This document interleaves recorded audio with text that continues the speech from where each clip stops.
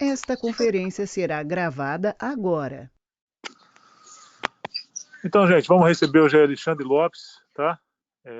Aluno nosso da universidade, grande aluno e colega, bom colega para a gente ter como exemplo, como espelho para vocês, tá?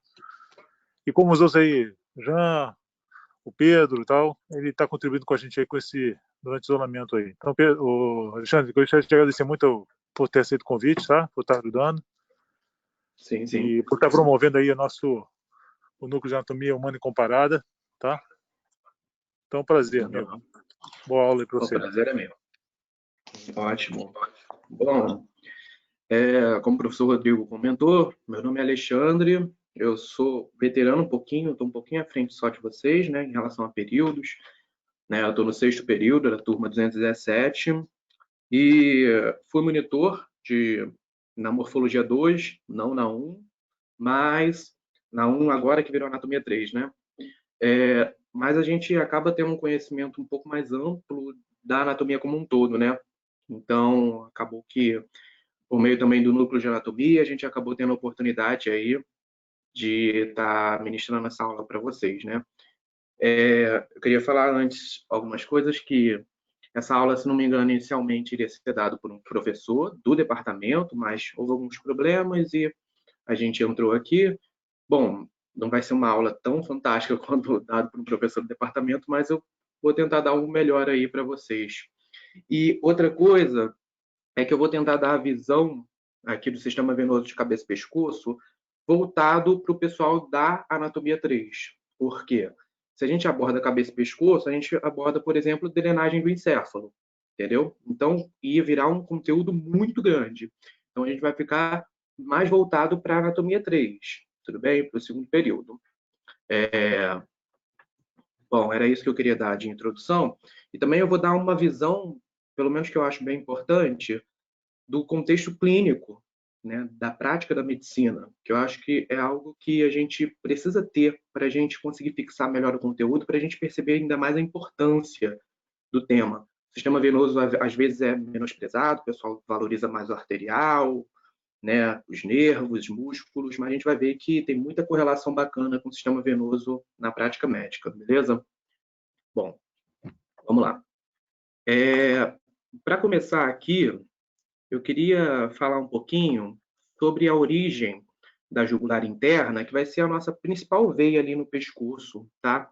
E para isso eu vou abordar superficialmente ali como que começa a drenagem no encéfalo, tá bom? Antes de tudo, eu queria falar um pouquinho da definição dos seios. Eu coloquei aqui, os seios são estruturas meníngeas formadas a partir da dura mater, que é uma meninge, né? Que possui um comportamento de vaso venoso. Ok? Aqui tem um exemplinho, aqui tem outro melhor. A gente tem aqui diversos seios, seio sagital superior, inferior, confluência dos seios, né? Seio transverso, mas o que eu quero que vocês tenham pelo menos uma noção agora, nesse momento, vocês conseguem ver esse seio aqui num formato de S, ele se junta com esse outro seio, né? Esse em formato de S é o seio sigmoide, e esse outro aqui, o seio petroso inferior.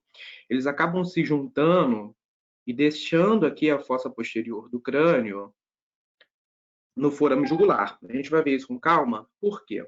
A gente está abordando isso.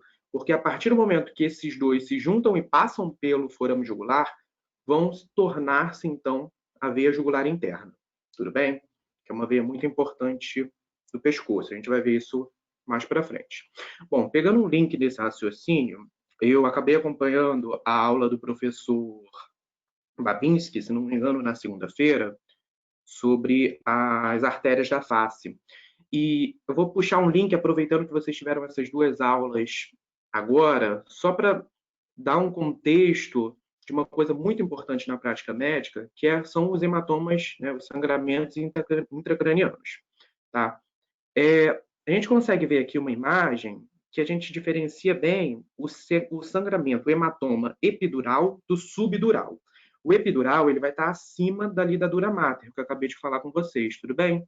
A artéria meningea média, no caso aqui um exemplo, ela sangra aqui acima, né, mais superficialmente, da dura mater. Enquanto com esse comportamento todo de seios venosos, o sangue venoso do hematoma subdural, ele acaba sendo mais interno, não sendo externo à dura mater. Então, isso é um raciocínio bacana para a gente, que a gente vai perceber que tem uma importância grande na prática médica, e a gente percebe que tem muita gente que confunde isso, enquanto se a gente se prender a esse conhecimento anatômico, a gente fixa isso, não precisa nem se forçar a decorar, tudo bem? A gente tem aqui uma tomografia, que a gente tem até um padrão característico desses dois hematomas. Por exemplo, aqui o hematoma subdural, nesse formato de lua, mais ou menos, enquanto o hematoma epidural vai ter um formato de pera, né? Ou de uva, que eu falei de lua, não entendi direito. De lua, né? Ou formato de banana, como está aqui na forma, fruta, começou a me confundir. E aqui um formato de pera, a gente vê um padrão de convexidade e de concavidade em um e no outro, tudo bem? Mas agora, voltando ao nosso foco, a gente tem aqui uma imagem do crânio e aqui em ênfase o forame jugular. Forame jugular, então, passando ali o seio sigmoide, né, depois de receber ali o petroso inferior, se tornando veia jugular interna. Nesse forame, vocês vão ter uma aula mais na frente que vai falar um pouquinho melhor dessa região, vão passar também outras estruturas. Por exemplo, o nervo glossofaríngeo, nervo vago e o nervo acessório, nono, décimo e 11º par craniano. Também passa aqui, existe relato da artéria meningia posterior. Bom, o importante da gente saber desses três pares que estão passando ali juntos é que, por exemplo, só dando uma introduçãozinha porque vocês vão ver mais na frente, se a gente tem uma sintomatologia tripla, né, desses três pares, é muito provável que a gente tenha algum problema nessa região, tudo bem? A gente pode até perceber alguma sintomatologia até a nível de veia jugular interna. Então, por exemplo, nervo vago, que é responsável pela inervação parasimpática quase que do nosso corpo inteiro. Nervo acessório, que tem, por exemplo, inervação do trapézio, para a gente fazer aquela elevação de ombros, do esternocleidomastoide, junto com o glossofaríngeo. Então, a gente pega, por exemplo, um paciente com um problema de não conseguir fazer uma elevação dos ombros, uma elevação ativa, né, forte. A gente tem um padrão, né, de falha parasimpática no paciente, tem um paciente mais taquicárdico, né? Então, a gente consegue perceber alguns sintomas que podem acabar, né, desvio de úvula no glossofaríngeo. Então, a gente pode perceber que essa sintomatologia junta lembra do raciocínio ali com relação à anatomia. A gente tem os três passando aqui junto com o sigmoide virando jugular interna, tá bom?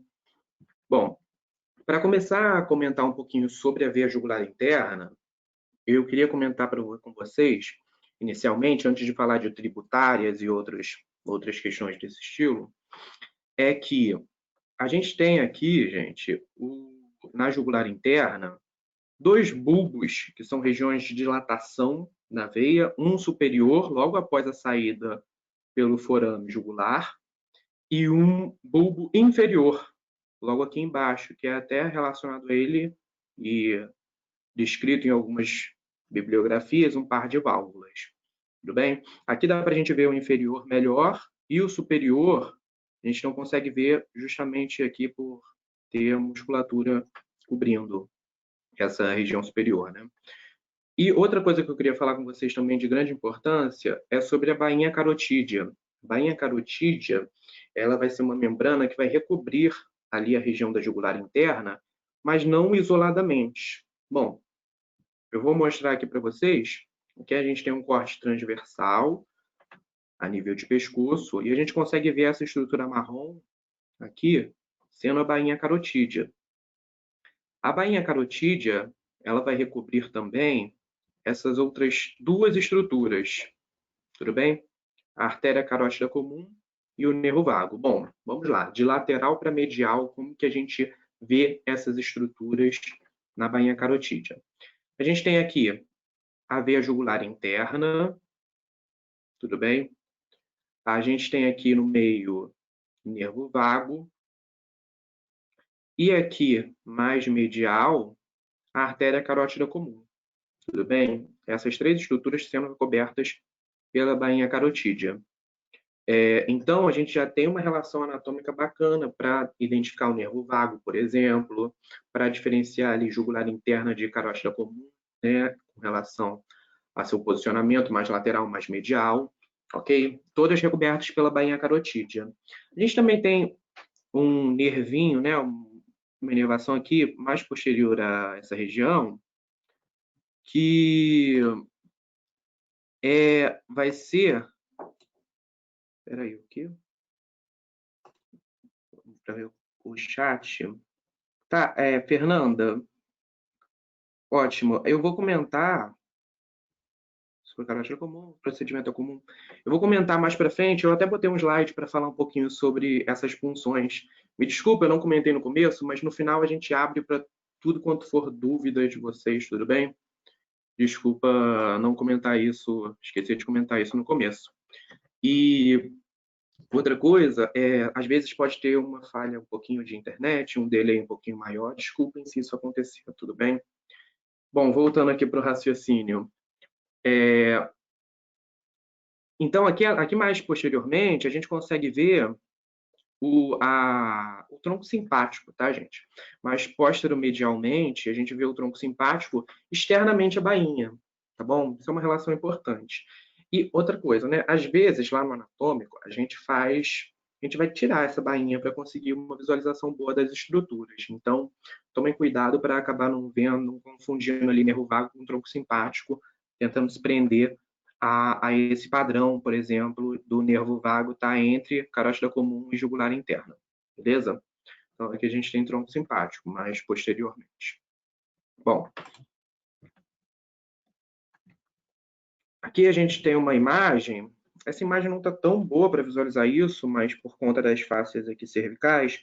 Mas essa região aqui, onde a gente consegue visualizar tanto aqui a carótida quanto a jugular interna. E aqui, não sei se a gente forçar um pouquinho a barra, a gente consegue ver um feixe que acaba recobrindo ambas as estruturas, tudo bem? Bom, aqui a gente tem outra imagem, uma imagem posterior. Inclusive, essa imagem está até sendo boa para a gente fazer a visualização dos bulbos, aqui superior quanto inferior. Aqui, para quem não está identificando ainda, é um corte coronal e uma vista posterior, tá bom? Tem aqui a faringe, por exemplo. Aqui dá para ver bem legal o forame jugular, com os 3 nervos saindo dessa região, e aqui a jugular interna, dando seu início. A gente consegue também identificar, por exemplo, uma artéria mais medial, aqui mais abaixo sendo carótida comum, mais para baixo ainda, né? E aqui, entre os dois, a gente consegue identificar o nervo vago, né? A gente viu essa particularidade, essa relação anatômica entre eles. Mas aqui a gente consegue ver posterior e medial, a gente consegue ver fibras do tronco simpático. Ainda mais aqui com gânglio, já dá para tu afirmar que é tronco simpático. No caso aqui um gânglio cervical, superior, talvez, nessa região. Ok?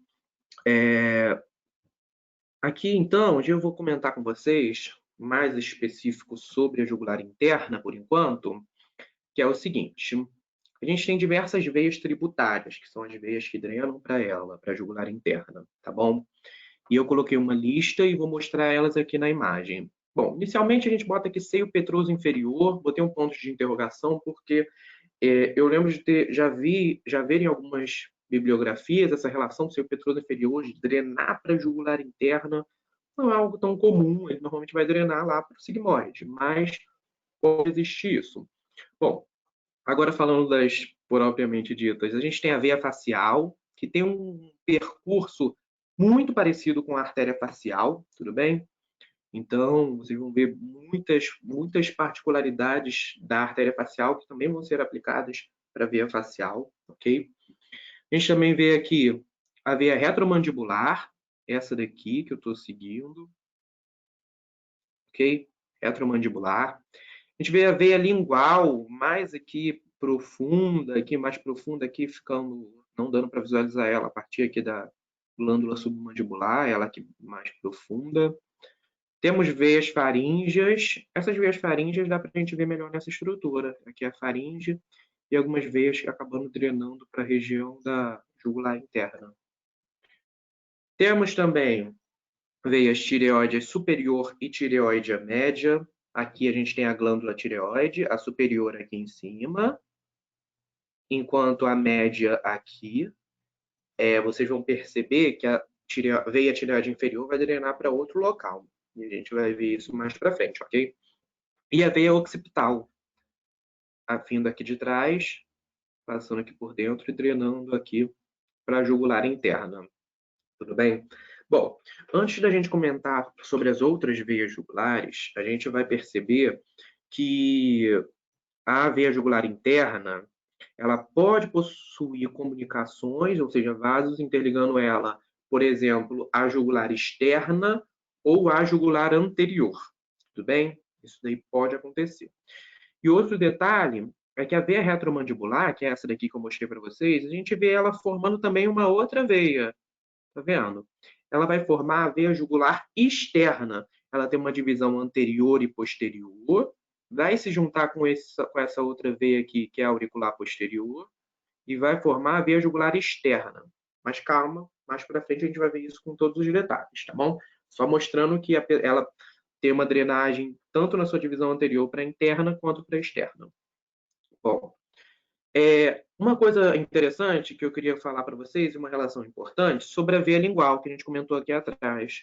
Bom, a gente tem uma particularidade na via de administração medicamentosa, que é a seguinte: a gente tem, todo mundo já escutou falar sobre medicamento sublingual, né? Então, por que a gente tem essa via? Por que a gente não engole esse medicamento, né? Quais são os benefícios? E isso se explica puramente por conta da anatomia. Olha aqui. Primeiro, a região sublingual ela é bem vascularizada, então a gente tem uma absorção boa nessa região. E ela drena diretamente, como a gente viu, para a jugular interna, tudo bem?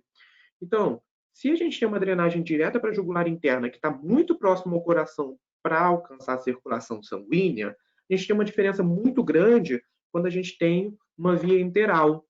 Olha aqui, eu peguei essa outra imagem, isso daqui vai ser mais abordado na morfologia 2, mas só para dar uma noção para vocês que, olha, desde estômago até a região dos cólons, né? Essa drenagem venosa vai ser toda para o sistema porta, independente de ser mesentérica superior, inferior, vai tudo para o sistema porta. E do sistema porta, que é essa veia maior aqui, alcança o fígado. No fígado, os medicamentos vão sofrer, de certa forma, uma metabolização, entendeu? Então, a gente consegue perceber o quê? Que via sublingual, a gente evita a passagem pelo fígado. A gente tem uma absorção rápida, né? Uma vascularização boa, então a gente acaba evitando passagem hepática, o que é bacana para alguns medicamentos e que pode ser muito bacana para quando a gente precisa de um efeito muito rápido. Por exemplo, o pessoal que chega com uma angina forte, a gente tende a dar um nitrato sublingual para o paciente, porque a gente precisa dessa ação rápida, entendeu? Então, é uma noção ali da farmacocinética que é puramente explicada a partir da anatomia, tudo bem? Da drenagem venosa, inclusive. Bom, vamos para o próximo. Eu vou abordar um pouquinho aqui sobre a drenagem da face. Ela é bem parecida com a vascularização, né, arterial da face. Então, algumas coisas vocês podem até perceber algumas coisas parecidas, tudo bem? A aula eu tentei dar um enfoque principalmente, né, nas diferenças, tudo bem? Nas coisas diferentes da vascularização. Existem algumas bem peculiares. Bom, a gente tem aqui a veia supratroclear, né, listando aqui, supraorbital, veia facial, né, que a gente já até comentou. A veia facial a gente tem até aquela veia angular também, como tinha na artéria, comunicando com essas outras aqui, supraorbital e supratroclear. Então, isso vocês vão ver que tem uma particularidade, um contexto mais importante por conta disso.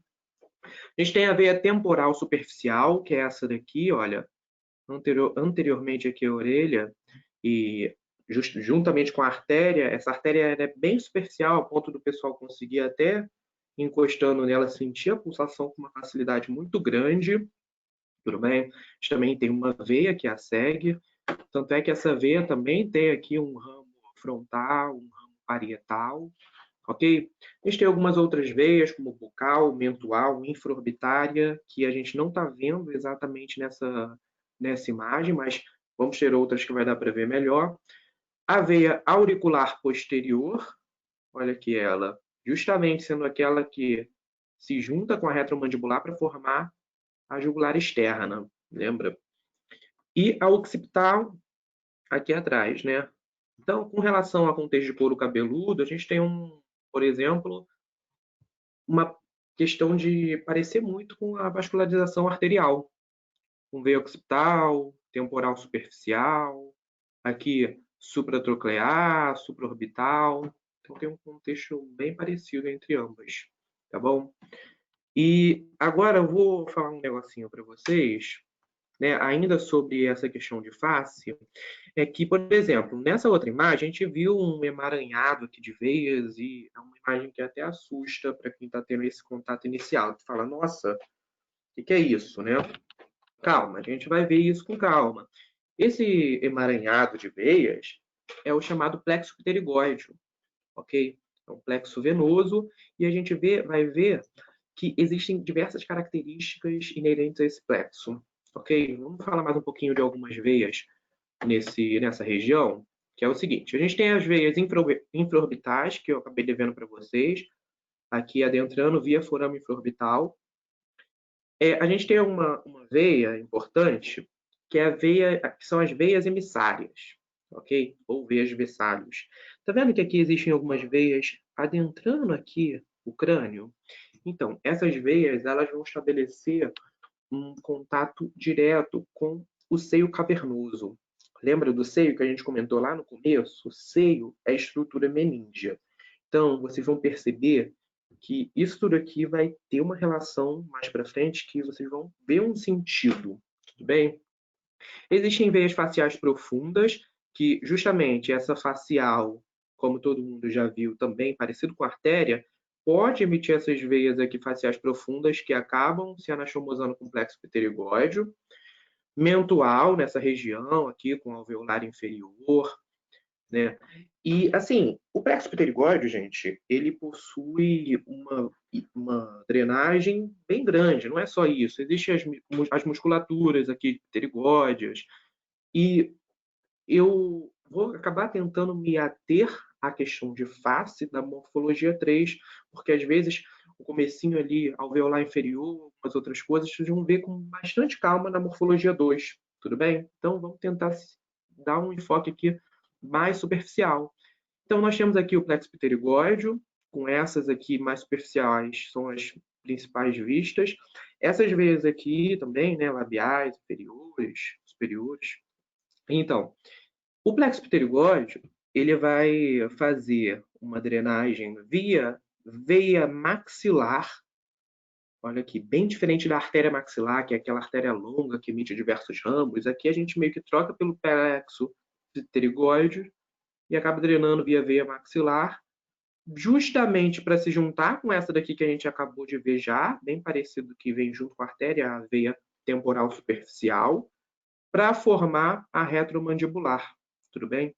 Dando aqui na retromandibular. Então, a retromandibular tendo aquela divisão posterior anterior, a gente já vai ver, mas a anterior drenando para a jugular interna, enquanto a posterior jugular externa. Ok?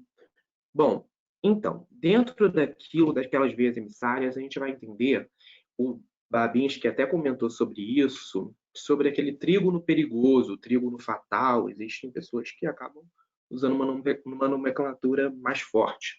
Por quê? Bom, gente, aqui a gente tem o seio cavernoso, tudo bem? E a gente consegue perceber algumas particularidades. Olha aqui as veias supraorbitais e supratrocleares drenando para essa região também, entendeu? Olha aqui o plexo pterigóideo, que tem comunicação com veia facial, a gente viu, via veias faciais profundas que drenam para aquela região, também estabelecendo comunicação aqui com o seio cavernoso? Então, dentro disso, você consegue perceber que essa região de face, o pessoal dita como trígono, né, perigoso, ela é suscetível a algumas infecções acabarem drenando para essa região do seio cavernoso. Pode causar meningite, pode causar alguns problemas em seio cavernoso. Eu procurei alguns casos, não é nem difícil você encontrar relato de caso de, por exemplo, problema com infecção dental. Então, lembra, por exemplo, alveolar inferior drenando ali para plexo pterigóide, entendeu? Com uma relação bem próxima aqui com o seio cavernoso. Então, infecção orbital, em região orbital também, olha aqui a drenagem chegando bem próxima a essa região. Então, né, é aquilo, aquela questão da espinha, estourou a espinha, infecção e tal. Tudo bem, isso até pode acontecer, é mais raro. Mas esse conhecimento não é unicamente para isso. Esse conhecimento também olha só, tem um paciente com uma infecção grande localizada ali em região supraorbital, em região de de veia facial. Então, isso daí, você vai ter que prestar uma atenção assim, caramba, eu sei que a drenagem venosa dessas regiões pode acabar estabelecendo comunicação com o seio cavernoso. Então, poxa, é um toque de um problema que possa acontecer. Entendeu? Você vê que tem um paciente ali, vamos tentar dar uma olhada com calma nele, caso ele comece a apresentar alguns sinais de meningite, para a gente já pegar, né, fazer um diagnóstico precoce, porque você já imaginava, com base na anatomia, de um problema que poderia acontecer. Nesse diagnóstico precoce, você pode melhorar demais o prognóstico do paciente. Tudo bem? Então, essa é uma relação importante, não só para aquela questão de estourar espinhas, né? Que o Babinski até comentou com a gente. Bom, falando um pouquinho de veia jugular externa, a gente comentamos aqui que ela é formada pela veia retromandibular e auricular posterior, aqui não está dando para ver direito, e ela estabelece também uma comunicação com uma outra veia jugular, que é a veia jugular anterior, que fica aqui mais superficiais da musculatura subrióide e infreóide, nessa região aqui, veia jugular anterior, podendo, como dito antes, estabelecer tanto comunicações jugular externa anterior e jugular interna. Tudo bem? E uma relação muito importante com a veia jugular externa é a seguinte: lembra desse músculo aqui, esse músculo importante? É o músculo esternocleidomastoideo. E ela possui uma relação de estar superficial a este músculo. Ok? Ela percorre aqui o esternocleidomastoide obliquamente e mais superficial a ele, enquanto a jugular interna está mais profunda a ele. Tudo bem? A gente vai ver que também essa relação com o esternocleidomastoide vai ser importante para a gente identificar essa veia na questão topográfica. Tudo bem? Porque nem tudo em anatomia é abrir o paciente. A gente vai perceber que a gente às vezes precisa ter noções só olhando superficialmente o paciente. Ok? Também temos comentando aqui sobre a jugular anterior. Ok? Com relação à veia jugular externa, novamente, a gente consegue ver aqui, sem o músculo esternocleidomastoideo, a gente vê ela novamente. Aqui tem até uma variaçãozinha da occipital drenando para a jugular externa. Né? Normalmente eu coloquei lá como drenagem para a jugular interna, então pode acontecer isso. E a gente acaba podendo ver todo o trajeto dela caindo aqui na subclávia. Tudo bem? Calma, a gente também já vai ver essa terminação aqui, né, de subclávia, axilar, a gente vai voltar a relembrar isso. Outra coisa interessante de ver nessa imagem é o quê? Lembra que eu comentei com vocês das tributárias da jugular interna? Aqui, ó, tireoide superior e tireoide média. A tireoide inferior, ela vai acabar drenando aqui diretamente para a braquiocefálica. Ela pode até drenar uma para a direita, outra para a esquerda, né? No caso, os seus pares. Mas só que aqui ela está drenando os dois para a esquerda. Mas olha, ela acaba não drenando para a jugular interna, ok? E dentro desse contexto aqui de tireoide, eu gostaria de falar uma coisa também, uma relação importante, que é o seguinte. Ok, eu vi a drenagem venosa, veio a tireoide superior, veio a tireoide média, tireoide inferior. E existe um contexto, gente, na prática médica, que é o seguinte, você às vezes precisa alcançar a via aérea do paciente, ok? Normalmente o pessoal faz isso por intubação, a gente está vendo muito isso nos casos de coronavírus, ok? Mas imagina o seguinte, a gente tem um problema, a intubação vem lá da boca para chegar em via aérea. Imagina que a gente tem um problema nesse trajeto, da boca, por exemplo, até a traqueia. A gente não consegue passar um tubo ali, forçar e rasgar o paciente. Isso não é possível. Então, em alguns casos, a gente precisa fazer um acesso de emergência nessas regiões. A emergência mesmo, ela é feita nessa região aqui, olha. Essa imagem, ela tem esse logo piramidal aqui da tireoide, mas isso não é 100% presente, tá? Então, vamos supor, tenta ignorar esse lobozinho aqui. Entre aqui duas cartilagens, calma, isso daqui é mais assunto da morfologia 2, mas só para dar uma introdução ao tema, entre a cartilagem tireoide e a cartilagem cricóide, a gente tem uma membrana cricotireoide, que é justamente a membrana que as pessoas perfuram, principalmente em série, né, para fazer a pessoa respirar. A gente vê toda a série médica ou do tipo tem uma cena dessas, né? A pessoa consegue fazer lá com a caneta, com alguma coisa e acessar a via aérea a partir dali. Tudo bem. E a gente também, né, pela cricotireoidectomia, né? Aqui a gente não tem uma traqueostomia, que é via traqueia. Tá, a via traqueia, ela é realizada já aqui embaixo, né, na traqueia, ela precisa de sedação, é um procedimento mais complicado. E tentando abordar um pouquinho da vascularização, que é o seguinte, existe uma variação anatômica que pode ocorrer de artérias, que é a artéria tireoide íma. Essa artéria tireoide íma, olha aqui ela, que trajeto traiçoeiro. Ela vai percorrer bem anteriormente aqui a traqueia. Então, imagina, se eu faço um acesso aqui na correria, eu posso lesar essa artéria. Isso daqui vai sangrar bastante, vai causar problema, tá bom? Ah, tem as veias aqui. Às vezes tem um contexto importante, às vezes você não, elas podem estar mais lateralizadas e às vezes não sangram tanto quanto a artéria, beleza? Então, a gente tem aqui a presença da artéria tireoide íma, bem importante. O MUR, por exemplo, ele cita que está em 10% da população. Então, assim, não é aquela variação extremamente rara. 10% eu acho que talvez seja muito, não sei. Mas existe essa artéria, que pode ser um pouquinho complicada, né? Às vezes, eu lembro que uma pergunta que já me fizeram muitas vezes é, então, poxa, se essa daqui eu preciso de sedação, isso daqui tem uma artéria que pode me complicar, por que a gente não faz sempre o acesso aqui, né? Essa região, ela é muito próxima dos ligamentos vocais, das cordas vocais. Então, assim, você não pode fazer um acesso naquela região, aquilo ali é emergência pura, não é nem dentro do hospital, é na rua. O pessoal faz, tipo ambulância, é uma coisa bem emergencial mesmo. Então, você deixar aquilo muito tempo pode acabar dando uma infecção de ligamento focal e aquilo acabar prejudicando a fala do paciente. Então, não é nem legal tu deixar mais de 1 hora aquilo dali, não. Entendeu? Então, por isso que a traqueostomia é mais preconizada ali no tratamento a longo prazo, beleza? Então, é importante essa relação com a artéria tireoide íma, beleza? Bom, aqui a gente tem uma outra imagem da veia jugular externa. Aqui, ó, com justamente sua formação aqui, via auricular posterior, nessa região, né, no caso, retromandibular. Retromandibular, que ela acaba tendo a sua divisão logo aqui abaixo da glândula parótida, tá bom? Então, formando jugular externa, percorrendo obliquamente e superficialmente ao músculo esternocleidomastoide. Tudo bem? Bom, outra relação bacana da jugular externa, aqui a gente tem um caso topográfico, ok? Então, vamos lá. Aqui tem o esternocleidomastoide, dando para ver bem claramente. E a veia jugular externa, ok? Pô, como é que eu sei que é a veia jugular externa?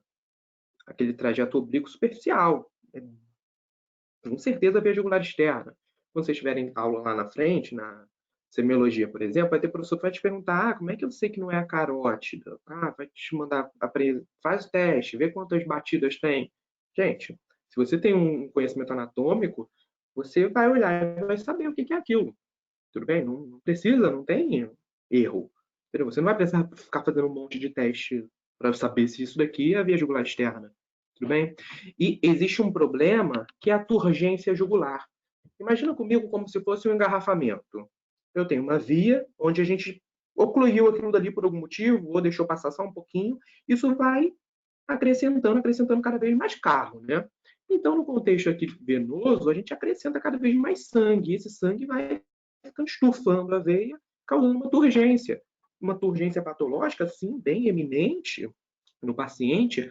Então, nessa analogia, o que, que é? É um engarrafamento, alguma coisa lá na frente está travado. Então, pode ser, por exemplo, um tromboembolismo pulmonar, entendeu? Tem um êmbolo naquela região, vai acumulando ali na artéria pulmonar, vai acumular no coração, vai acumular em veia cava e onde que você vai ver superficialmente? Jugular externa.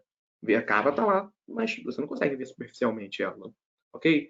Então, existem várias causas. Hipertensão arterial pulmonar, insuficiência tricúspide, insuficiência cardíaca direita ou bilateral, né? Tamponamento cardíaco, que é quando o pericárdio acaba acumulando sangue ali, né? E tem a tríade de Beck com hipofonese de Bulhas, alguns outros problemas, né? Hipotensão, né? Mas isso daí vocês vão ver mais para frente. Então, mas uma coisa importante é a gente ter essa ideia, essa visão da jugular externa bem superficial, cruzando aqui o esternocleidomastoide. Tudo bem? Bom, vou comentar um pouquinho aqui sobre a veia subclávia, que é no caso essa daqui. Existe, às vezes, as pessoas ficam com uma dificuldade de diferenciar a veia axilar da subclávia da braquiocefálica, porque é tudo meio que um vaso só, né? O vaso vem aqui de baixo e, de repente, está mudando de nome sem nenhuma característica tão peculiar. Bom, o principal marco de transição da artéria, da veia, né? No caso, a artéria também, da veia axilar para a subclávia é a passagem aqui pela primeira costela, na margem da primeira costela. Tá bom? A primeira costela é essa daqui. Aqui em cima é clavícula. Primeira costela. Então, acaba virando a subclávia. E quando que vira a veia braquiocefálica? Quando ela acaba recebendo aqui a jugular interna. Lembra que a externa, a gente viu, a interna aqui, o esternocleidomastoide cortado, né? Senão estaria entre elas, mais ou menos. E aqui, olha, veia braquiocefálica a partir daqui. E a veia braquiocefálica, ao contrário da artéria, né, no caso do tronco braquiocefálico, ela possui nos dois lados, tá bom? Então, aqui no lado direito, a gente tem veia braquiocefálica direita, e do lado esquerdo, veia braquiocefálica esquerda, ok? Então, a gente já tem, diferente da artéria, duas veias braquiocefálicas, ok? Também, comentando aqui sobre essa junção de veia jugular interna com subclávia, tem uma coisa que não dá para não abordar, né? Que é o ducto torácico. Existe um ângulo. Olha aqui, essa imagem ela é ilustrativa. Eu não gosto muito de imagem ilustrativa, mas vocês vão entender por que eu coloquei ela nesse local. Bom, aqui tem a veia jugular interna e aqui a veia subclávia. Nesse ângulo formado nessa região, às vezes chamado de ângulo de Pirogoff ou Farabeuf, mesma coisa ali, né? É recebido aqui esse ducto torácico, tá vendo? Que é responsável pela drenagem linfática do corpo. Tá, então tem um direito e tem um esquerdo, é metade-metade? Não é bem assim, ok? Eu vou começar pelo direito, né, pelo ducto linfático direito, que vai também desembocar aqui nessa região, nesse ângulo, só que do lado direito, explicando principalmente o quê?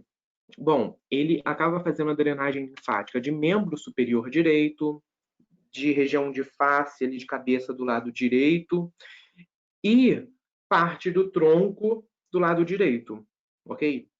E o lado esquerdo, beleza? Região de cabeça do lado esquerdo, membro superior esquerdo, região ali do tórax, né? Melhor dizendo, do lado esquerdo. E para baixo, de abdômen para baixo, tudo vai cair aqui no ducto torácico, do lado esquerdo. Tudo. Ok? Então, membros inferiores, os dois vão para o lado esquerdo. Vísceras abdominais, os dois vão para o lado esquerdo. Ok? Então, até mesmo na digestão, né, na absorção de gorduras, de lipídios, que vai ser feito nessa região. Então, vitaminas lipídicas também, vitamina A, vitamina D, E, vai ser tudo por aqui, ok? Ducto torácico direito. Por isso que ele também vai ser um pouquinho maior, por conta dessa particularidade. Bom, eu usei essa imagem porque aqui a gente consegue visualizar o ducto torácico. Bom, cadê o ducto torácico, né? A gente bota um zoom aqui para conseguir ver um vasinho verde.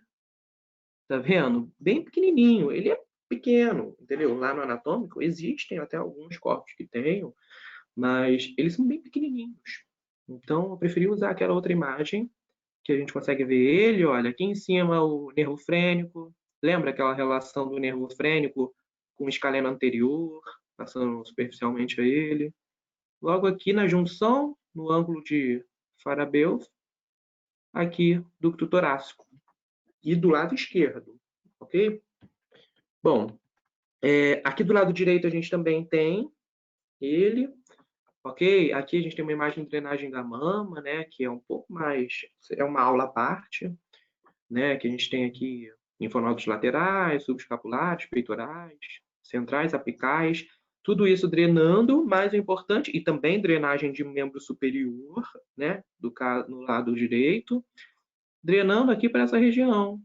Também na junção aqui de jugular interna com subclávia, está aqui o ducto linfático direito, ok? Bem menor do que o esquerdo, o ducto torácico. Bom, outra coisa aqui, só para dar um contexto com relação à drenagem em cava superior, logo que antes de entrar no coração, a gente tem a drenagem via sistema ásico e hemiásicos. Isso é um assunto bem mais abordado na morfologia 2, mas só para dar um toque aqui, só para não deixar passar batido essa região, é o seguinte: a gente possui aqui do lado direito o sistema com a veia ásigos, principalmente essa daqui, e do lado esquerdo aqui é hemiásigos. Existe também uma hemiásigos acessória, a gente vai ver. Olha só aqui listando direitinho, só dando uma passada. Primeira veia aqui intercostal, entre as costelas, posterior, do lado de trás, ela vai drenar, pode drenar normalmente aqui para a braquicefálica. Da segunda à quarta, veias intercostais posteriores vão formar uma veia intercostal superior, essa daqui, olha, que vai drenar aqui para ázigos. Da quinta para a 11ª, tudo vai ser drenado aqui via ázigos. A 11ª não tem 12 costelas, mas a gente está falando aqui de espaços intercostais, entre costelas. Então, nesses espaços, a gente tem aí, principalmente, a gente tem 11, né, no caso. Bom, a ásgos, ela começa desde mais abaixo, ela começa de lombar ascendente, da subcostal, que está abaixo da 12ª, então a subcostal, ela é como se fosse a última intercostal, só que não está entre costelas, vira subcostal. Então, ela se junta lá de baixo e vai subindo e drenando toda essa região. A gente também tem do lado esquerdo, um pouco parecido, a primeira normalmente podendo drenar aqui direto para a braquicefálica, do seu lado, do lado esquerdo, no caso. Da segunda à quarta, a veia intercostal superior, podendo drenar tanto para a braquicefálica, tanto para essa daqui de baixo, que vai ser hemiásigos acessória, ok? Que vai ser de quinta a oitava, tá? De quinta a oitava veia intercostal, de nono para baixo só hemiásigos. Só falar uma coisa, as bibliografias elas divergem bastante nesses marcos, entendeu? Onde que foi para intercostal, onde que é hemiásigos acessória? Aqui é mais ou menos um panorama que eu peguei do Grace, mas pode ser que em outro livro tenha uma abordagem um pouquinho diferente. Por exemplo, essa primeira intercostal posterior, tem gente que fala que não drena direto para a braquicefálica, entendeu? Então, tem bastante variação bibliográfica e em humanos, né? Sobre esse sistema ásico e hemiásicos. Bom, aí, só para dar uma ideia, hemiásicos, tanto hemiásicos quanto hemiásicos acessórios, acabam drenando aqui para ázigos para chegar na cava superior. Aqui tem uma outra imagem, voltando lá do começo, né? Dá para a gente ver seio cavernoso, aquela relação com supraorbital, complexo pterigóide. E o que eu queria lembrar para vocês é o seguinte: a drenagem venosa, ela possui suas características especiais, só que ela também possui uma relação bem parecida com as artérias, tudo bem?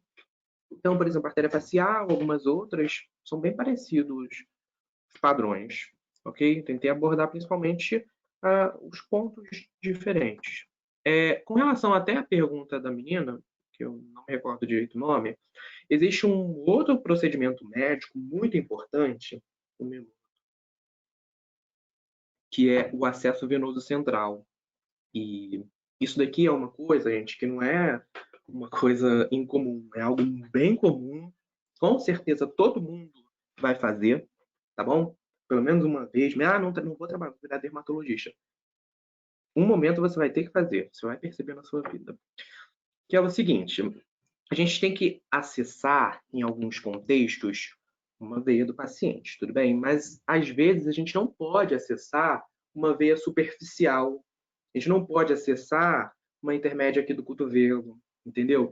A gente precisa acessar ali quase entrando no coração. Alguns medicamentos têm essa peculiaridade, eles necessitam, você não pode administrar aqui, porque vai causar problema periférico. Então, para alguns medicamentos, você vai necessitar do acesso venoso central, ok? Por exemplo, nutrição parenteral, precisa fazer acesso venoso central. Então, olha aqui, a gente tem alguns parâmetros anatômicos para entender bem isso. A gente viu que a jugular interna, ela está mais interna ao esternocleidomastoide, ok? Aqui a gente tem o músculo esternocleidomastoide. E lembra que o esternocleidomastoide tem duas inserções? Uma aqui external, no manúbio, e uma aqui na clavícula. Essas duas inserções vão formar meio que um trígono, ok? Que não tem músculo nesse trígono. E é justamente no ápice desse trígono que o acesso venoso central será feito. No caso, para acessar a via jugular.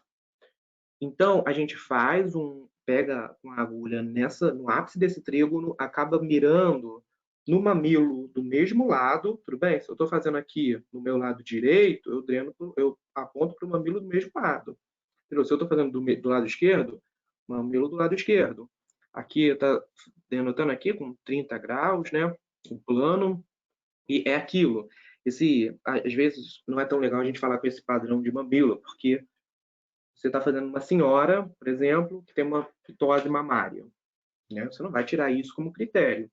Mas aqui, mais ou menos em linha hemiclavicular, nessa região que a gente vai tentar apontar, né? Então, essa é uma das formas de fazer acesso via jugular interna, né? Tem outras formas, mas é mostrando para vocês que esse padrão, esse entendimento das estruturas anatômicas é muito importante para isso. Existe o acesso também via subclávia. A gente tem uma outra imagem aqui, olha, para dar uma mostrada para vocês. Ó, a cabeça do paciente está aqui. Aqui o músculo esternocleidomastoide, olha. Aqui é a clavícula, do lado direito, tá, gente? A cabeça aqui, esternocleidomastoide, clavícula. Aqui na clavícula, a gente pode até fazer uma palpação e perceber uma região onde a gente encontra até um grupamentinho muscular, a gente consegue perceber uma proeminência, e nessa palpação, existe uma técnica, né, para a gente conseguir chegar aqui, você nessa palpação consegue formar um outro trígono com a clavícula.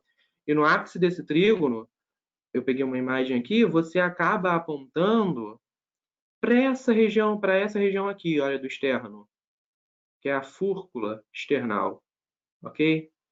Essa região aqui, vai apontar para essa região aqui, também bem rentezinho, quase no ângulo bem baixo, que você vai acabar alcançando o subclávia, tá bom? Esse procedimento, ele é um procedimento bem mais complexo, tá, gente? Não é simplesmente botar uma agulha ali. Ele tem todo uma antisepsia, uma anestesia antes de realizar esse procedimento. Então, assim, não é só parâmetro anatômico que a gente precisa para fazer esse procedimento. Por exemplo, que anestésico você vai usar? Né? Vou usar lidocaína. Quantos mililitros? Né? Quantos ml? Vou usar 5, 4. Então, tem todo um trabalho com fio guia. Não é uma coisa super simples. Mas, se você não souber o parâmetro anatômico, você consegue perceber que pode causar um problema muito grande. Por quê? Essa região aqui, gente, onde todo mundo sabe, né, não precisa ter tido morfologia 2, mas aqui internamente a gente tem os pulmões. Os pulmões são recobertos por pleuras, ok? E se a gente acaba perfurando uma pleura dessas, a gente pode causar um pneumotórax no paciente. Então, olha essa imagem aqui, olha, por exemplo, essa outra. Olha como essa agulha aqui está quase que pedindo para perfurar o pulmão. Olha o trajeto dela. Então, entendeu? Se você não lembra, não sabe identificar o esternocleidomastoide, você fez alguma coisa errada, existe um risco grande de você piorar o quadro do paciente, assim, às vezes pior do que a necessidade que ele estava dentro do hospital, entendeu? Então, é uma coisa que, é o que eu disse, todo mundo vai fazer, pode ter certeza, entendeu? Uma vez, pelo menos, vai fazer, e de grande responsabilidade. E se você não sabe os parâmetros anatômicos, se você não conhece nada de anatomia, você pode causar um risco iminente para o paciente. E não nesses contextos, não tem como você não fazer. Por exemplo, tem um paciente que precisa fazer nutrição parenteral. O paciente não vai comer? Vai ficar com desnutrição? Então a gente tem que fazer, tem que saber fazer. E tem que saber a anatomia para isso. Olha a importância disso. Entendeu? Bom, aqui existe também, hoje em dia, bem mais facilitado, que é guiar via ultrassom. Bom, botei essa imagem aqui porque provavelmente a maioria não deve nem ter noção de como visualizar uma imagem ultrassom. Mas só para dar uma introdução, imagina que isso daqui é uma veia, e olha aqui como é que está o transdutor, a gente acaba vendo assim na imagem. Se a gente faz assim, a gente vê dessa forma. Ok, colocaram um transdutor aqui e viram dois vasos, tá bom? Ah, tá, Opa, peraí. Tá, viram dois vasos nessa região, na nossa no ultrassom não vai vir escrito, né, qual é o vaso, mas você pode ter uma dúvida. Poxa, eu não sei qual é a artéria, qual é a veia. Muito simples. Você pressiona ali com o transdutor a região que você percebe que a veia ela colaba com facilidade. Você vai conseguir pressionar ela, vai conseguir fechar com facilidade, enquanto a artéria não. Você precisa fazer uma pressão bem mais alta para fechá-la. Tudo bem? Então, botou o ultrassom, opa, já sei qual é a veia que eu quero acessar.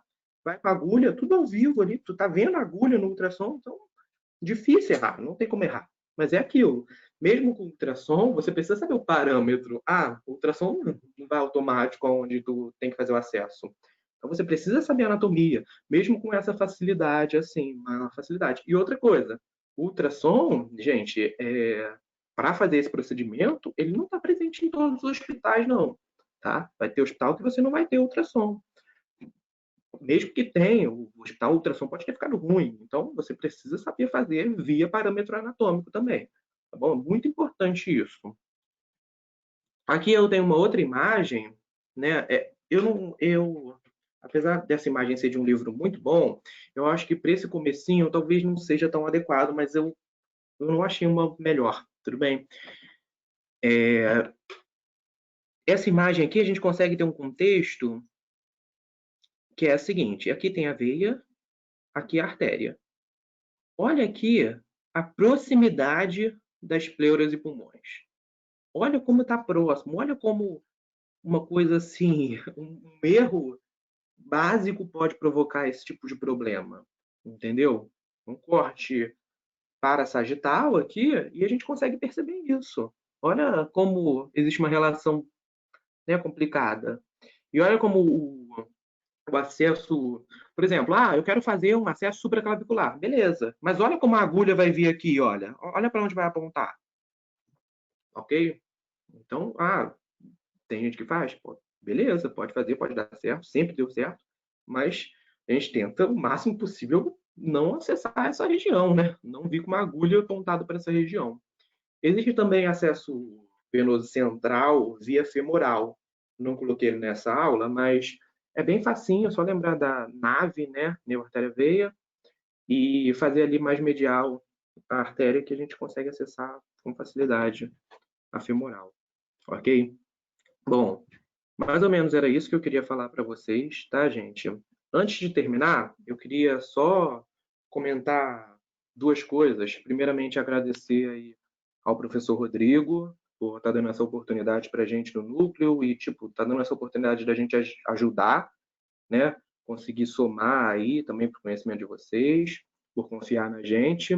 Outra coisa que eu queria falar é o seguinte, a gente percebeu aqui que o sistema venoso, ele às vezes é muito menosprezado, né? A gente está vendo ver em membro superior e o cara fala, basílica cefálica acabou, não precisa saber mais nada.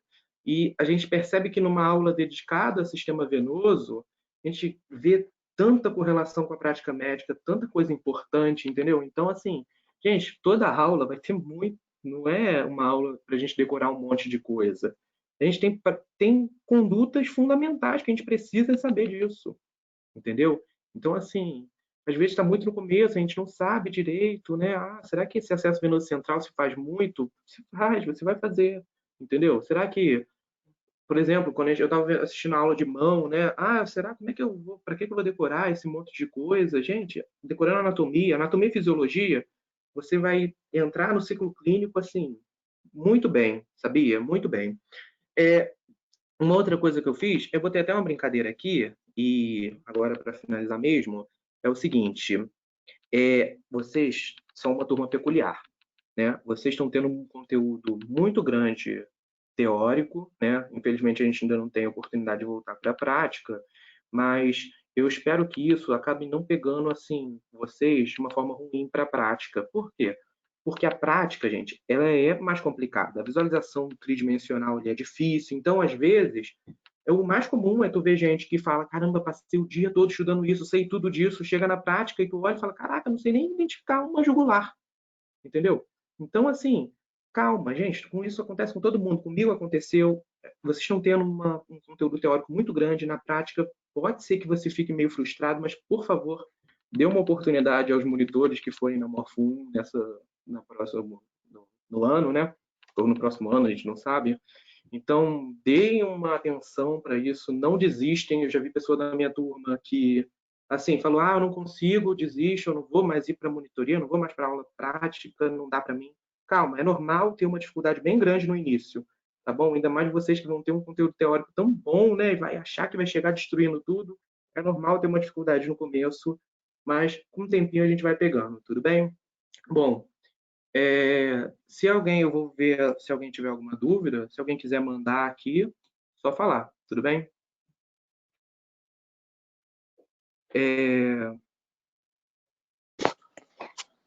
Falou, Alexandre, show de bola, hein? Opa, a Concordo femoral, contigo. né? Opa, pode falar. Gostei aqui. Ó, o pessoal aqui no plantão tá elogiando tua aula aqui, ó. Os colegas do plantão tá elogiando aqui, ó. Filipão aqui, ó. Show de bola. Isso aí. Todo mundo aqui curtindo aí tua aula. Parabéns, cara. Beleza. Eu respondi uma dúvida só para contribuir com o que você estava falando ali. Eu acho muito importante mesmo o acesso venoso. Acho bacana você ter colocado as referências de punção.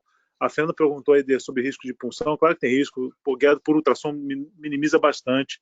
Depois até passo um videozinho para vocês de uma punção venosa guiada por ultrassom que eu tenho aqui. Eu vou passar para vocês. Para você ver como é. Você vê bem a pulsação da artéria. Você tem uma boa referência anatômica. Mas isso não minimiza você ter o conhecimento da anatomia, de variação e tudo mais. Né? Pergunta aí qual é o único acidente que acontece na punção esquerda. Não sei se ele falou, que não acontece na direita. Uma pergunta aqui, pergunta aqui, Alexandre, do meu amigo Felipe aqui. Qual o único acidente que acontece na punção venosa jugular à esquerda que não acontece à direita? Jugular e subclave. À esquerda que não acontece à direita. Pode acessar o ducto, né? Torácico. Perfeito. É isso aí. Nota 10, nota 10. A gente lembra que Excelente. tem o ducto torácico ali à esquerda, né? Então acaba que você pode... Se der muita sorte, né? Tu consegue chegar ali. Aquele negócio, se você tentar funcionar no ducto torácico, você não vai conseguir nunca, né? Mas de sacanagem, às vezes, quando acontece com a gente. Exatamente. Falaram ali da femoral, né? Também bastante usada. A femoral tem algumas restrições para punção venosa de membro inferior. A gente faz muito então punção venosa superficial ou dissecção venosa de safena para abordar também, né, de membro inferior. Mas lembrar que às vezes membros inferiores são valvulados, então tem alguma restrição para você administrar certo tipo de droga, né? Então, em paciente anticoagulado, a gente também tem uma limitação para punção venosa profunda, então a gente às vezes aborda dissecção de veia basílica, né? Sim. E é uma referência importante aí. A referência à relação da basílica também é importante com o cutâneo medial do antebraço, que é meio negligenciado isso, mas a gente vê muito paciente com muito desconforto de parestesia, dormência na face medial do antebraço, porque na ligadura lá, na dissecção, na ligadura, na cateterização da basílica, acaba lesionando o cutâneo medial do antebraço. Então é uma coisa que a gente não pode esquecer dessas relações aí. Parecem coisas simples, na hora que o cara está em situação extrema lá, politraumatizado, mas que depois levam a um desconforto grande no paciente que já foi restabelecido na sua vida aí cotidiana. Né? Mais alguma pergunta aí, gente, no chat aí? Eu vi que o pessoal comentou, né? Você acabou respondendo algumas. Né, tem esses riscos. A femoral, ela tem uma questão assim de higiene um pouco mais complicada, então às vezes ela não é tão preferencial, né? Dependendo do tipo de caso que você precisa.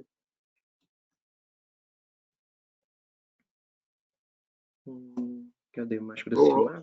Cristiano, tem mais uma dúvida da Laira aí sobre o conceito de seio venoso. Você pode repetir aí para ela? Ah, sim, eu botei lá no começo. Bom, o seio, gente, ele é uma estrutura meníngia, tudo bem? Eu coloquei aqui, é uma estrutura meníngia dura mater. As meníngias são dura mater, aracnoide e pia mater, né? Principalmente ali. O seio venoso, ele é estrutura meníngia, só que ele se comporta como vaso venoso, entendeu? Então, por isso que, ele comporta como vaso venoso, tudo perfeito, mas se tem uma infecção ali, é meningite, entendeu? É um problema mais grave, sacou? É uma particularidade da drenagem no encéfalo, isso. Para acessar na função de fazer uma lesão arterial, né? Tem que perfusar adequado. Bom, só tem mais uma dúvida aqui, da Fernanda. Não, Fernanda, não tem contraindicação, não. Só tem que ter muito cuidado para você não fazer acidente de punção. Lembrar que a circulação do membro inferior, né? Você tem que manter suprimento de todo o membro, né? Então, acidente de punção aí na artéria femoral pode prejudicar, vai com certeza interferir na circulação do membro. Mas fora isso, né? Não tem contraindicação. Na hora de passar tudo, você tem que ver bem o aspecto do sangue, o sangue vermelho da punção, o aspecto pulsátil, palpar bem ali, ver se tem algum frêmito na região, palpar o pulso e funcionar. Se puder, guiado com ultrassom, senão no conceito anatômico mesmo, tá? Mas não tem contraindicação nenhuma para você acessar a veia femoral, não. Outra coisa que tem que pensar em relação à mobilidade do paciente, né? É a área de prega, a área de você ter uma mobilidade, tem que pensar nisso também. As lesões que tem. Às vezes eu acho que vai ter ali alguma inflamação ali, o uso de fralda. Exatamente. E aí tem outras coisas também, se o paciente tem algum filtro de veia cava, alguma outra coisa assim, alguma parte de você ter ali também infecção ali por uso de fralda, infecção em sítio de punção é uma coisa importante, a gente vê paciente que tem sepsis muito rápido, então é uma região que você pode não ter o higiene tão adequado, né? Tem que pensar nisso. Outra coisa que eu acabei não falando, mas ali nos acessos, gente, a gente tem uma relação muito próxima com a veia, com a artéria, né? Então, se você está acessando uma veia, e como é que eu sei que eu peguei a artéria ou a veia, né? A característica do sangue, ela vai ser bem peculiar, tá? Um sangue bem mais escuro, venoso, quanto o sangue arterial, muito mais, um vermelho bem mais brilhante. Então, assim, é uma coisa que você percebe bem. Não tem uma coisa assim de tão mais complicada. Bom, é isso. Se alguém tiver mais alguma coisa para acrescentar, para falar, estamos aí. Acho que não. Só elogios aí, Alexandre. Bom, valeu. Obrigado também a vocês pela oportunidade aí, por tudo isso. Então vamos encerrar por aqui então, tá? Pode ser, Alexandre? Perfeito. Te agradecer mais uma vez aí, parabéns pela tua aula aí, tá? O agradecimento é meu. Muito obrigado aí pela oportunidade. Sensacional mesmo. Valeu, professor. Gente, abraço para todos aí. Então, quinta-feira estamos de volta aí, tá? Quinta-feira, amanhã? Acho que é. Amanhã. Abraço a todos aí, gente. Boa noite aí para todo mundo. Abraço, boa noite. E aí, pessoal. Tchau, tchau.